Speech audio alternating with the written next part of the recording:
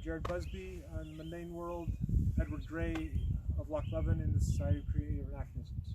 So I've been doing a couple Pell drills, a couple different short videos about how to use a Pell, how to develop power, and train to develop that power. So what I've walked through so far are some of the simple mechanics of what is a sword, how does it hit somebody hard enough for them to take the shot, how do you move to develop that power, how do you understand based on Pell feedback whether or not you were doing so, and if you happen to be locked away as many of us are right now, what some of your alternative tools might be to continue to practice, continue to focus on this. And at the end of the last little lesson, I got to a point where I was talking about recovery choice. Okay?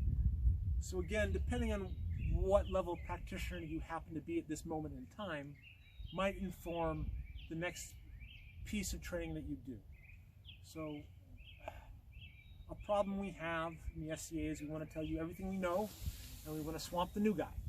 Okay? This topic I'm going to go into right now, the new guy should be aware of it and wait until after they've developed some power on a shot before they go to this next lesson, because I don't want to overload you just yet. The statement I make at practice, every practice, is if you're able to learn a new thing at each practice you go to, you are doing awesome and you will be great in no time. So one thing at a time, you will get there. It takes practice, it takes time, and that's one of the great things about the sport, is there is so much to learn. So I have just thrown a flat snap. All right? At this moment in time, I have a choice in how to recover. All right? Now, one thing I noticed working with Dushan a little bit in some of his videos is he makes the quickest recovery he possibly can. One of the benefits of that approach is his recovery speed, and his ability to throw that second shot is phenomenal. It is fast. Duke of Beck brings a different view to this story, and his point is, I've thrown this shot, and I'm a sword and shield fighter. Where am I open?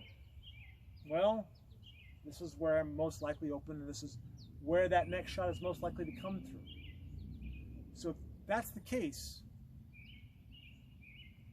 and if I was training in front of a mirror, I might see that, and training in front of a mirror is a good thing to do regardless of your martial art, to see what you're actually doing as opposed to what you think you might be doing. This is where you're open.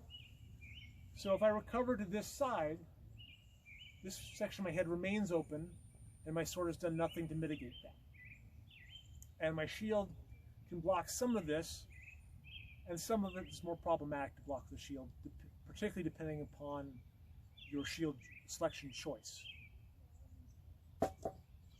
So alternatively, you might consider a recover that brings the sword back across that expected attack line. From here, this is one of the more ready recovers available. You can, if you skipped off his helmet, you could roll the tip around and bring it over your head this way. You could step forward to ensure that even further. He goes into a great deal of explanation on that topic, and I suggest you go to him directly to see some of that, because I'm good, he's better. Get it from the best source learn from the best source you possibly can. Another thing I want to say, though, at this point in time is Hauoc takes a lot of time to pay attention to the end of a strike. And what do you do from this point? I want to take the opportunity to remind people that there's a great deal of literature currently available, extant from the time, about longsword manuals and various longsword guards used in period.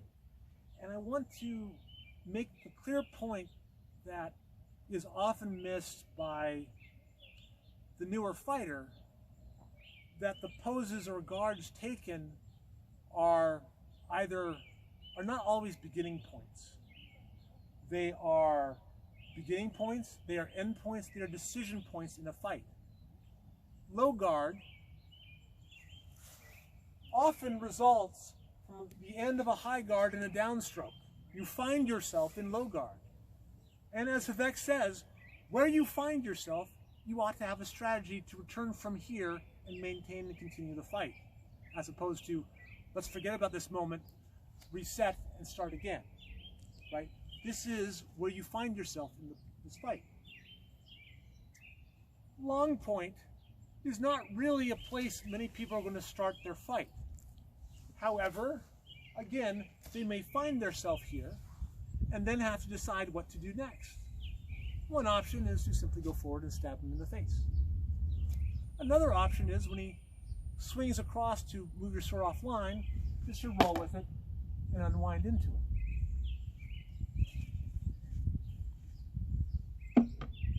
One reason why I enjoy longsword work is I find that longsword work easily translates to both greatsword work and broadsword work. The same long guard exists here too. And if you happen to have a thrusting tip, you can simply go forward and stab him in the face. And you might find your point down here and wonder what to do. And perhaps you could come into one of those hanging guards they talk so much about in those longsword manuals and roll around and strike him again.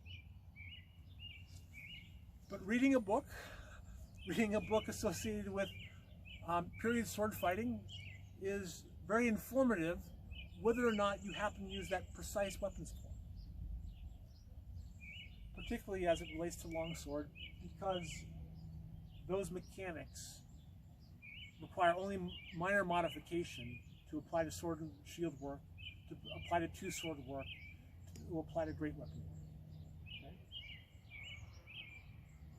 Okay? And the reason, and the other point to that is, they talk about so many different guards, and realizing that you do not have to return to your initial guard to make your next motion.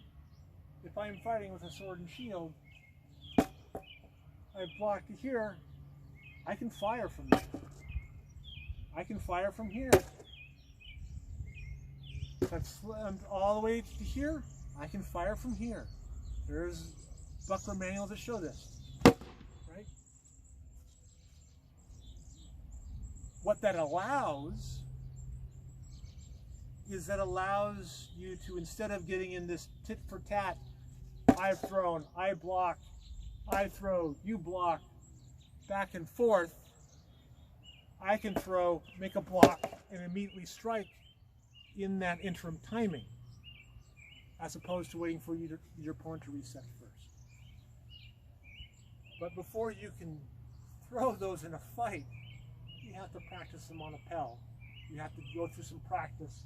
You have to train your body how to do them.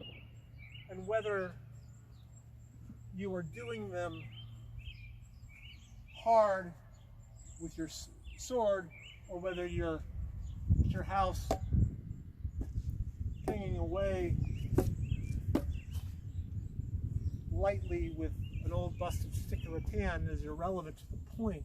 What you're trying to do is train your body, train your mind, train the nervous connections between your head and intent and the rest of your body in terms of what it's trying to do.